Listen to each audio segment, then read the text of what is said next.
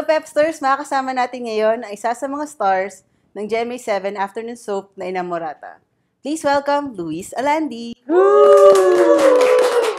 Thank you. Thank you for inviting me. So ngayon, masusubukan natin ang shooting skills ni Luis sa game na Shoot or Shoot. Josie, ano ba yung mechanics ng Shoot game or shoot. natin?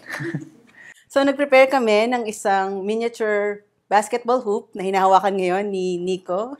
Oh, yeah! Nico Tuazon. At kailangan mong i-shoot ang bola na yan sa hoop na yan or else kami mag-shoot ng question for you. Ah, ganon? Ganon kalayo yan? At meron Meron siya... Ano ba to? tayong konting twist. Since alam naming magaling ka sa Naka-blindfold ba to? basketball. Hindi Ano? naman, meron lang. Ano? Ito ba? Ito yung twist. Yeah, ganon? Ikaw pa rin mag-twist. Sige. So, yan. Ready ka na ba, Luis? Ready na, sige. Okay, for our first shot, tingnan natin ang galing nito ni Luis sa basketball. Go, Nico! Pagurin ko muna siya sa kakatwist bago. Ano ba? Ilang technique mo? Ay! Ano siya? Ako, Ay, paano yun? So, hindi ka muna sasagot. alam mo na. Ulit. Oh, isa pa. Hanggang Isa pa. matapos. Shoot ka ulit. Try mo ulit mag-shoot. Ayaw ko muna isa. Pero medyo galing ka lang. Medyo Oh, sige, galing ito. ka. Madali raw masyado. Kasi okay. Pwede ba lumayo ng konti? Hindi. Game.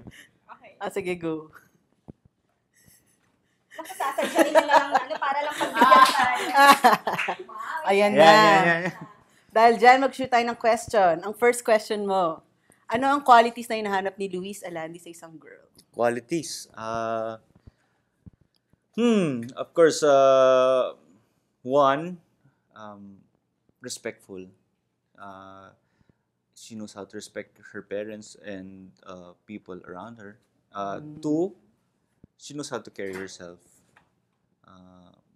Not necessarily maganda manamit, pero a good conversationalist would be a good, parang plus na rin yan.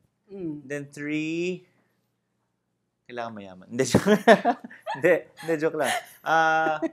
Three qualities. I think the third one is the most important one. I think it would be God-fearing.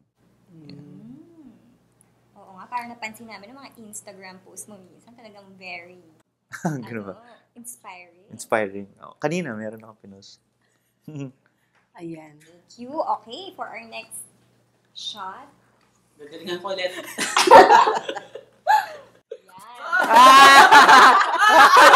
Ang daya! Sige. Galing. Okay, for our second question, medyo extra difficult lang ng konti. How did you deal with your depression in the past? Ano nga, no? I think nabanggit ko yata ito sa isang interview. When I experienced that depression dati, kasi parang everything that I do, parang hindi swak. Parang kahit na may work ako, hindi ako masaya. Parang ganun. So, siguro compound na rin of emotions of what happened before. Pero I dealt with it first. I seek the help of my friends. And maganda rin yung minakakausap ka kasi minsan I tend to be pag nasa bahay, wala naman akong kausap. So I tend to just be with myself and not go out and so nag-extra effort ako na to seek the help of my friends. And then I prayed. Yeah, when I punta ako sa church ko. So I think yun, and then family, help of friends and family. Tsaka sports. Malaking yung sports sa akin. Oo, nakatulong talaga yung sports. Kasi lalo na yung pagbabike tsaka pag-basketball. Nawawala yung mind ko dun sa kung ano yung problem ko. Focus ko lang yung kung ano yung task at hand. Sino yung mga friends mo usually na kasama mo lumalabas? Hindi naman kami lumalabas. Or Nakakasama. nakaka-basketball? Well, marami. Nandyan yung mga showbiz friends. Sila Marco, sila Gerald Anderson, sila Young JV, sila Direk Dom. Tapos marami rin kaming na non-showbiz friends. Pero yung sa mga showbiz, sila Ervic, pero ngayon bida ko na nakakasama sila Ervic.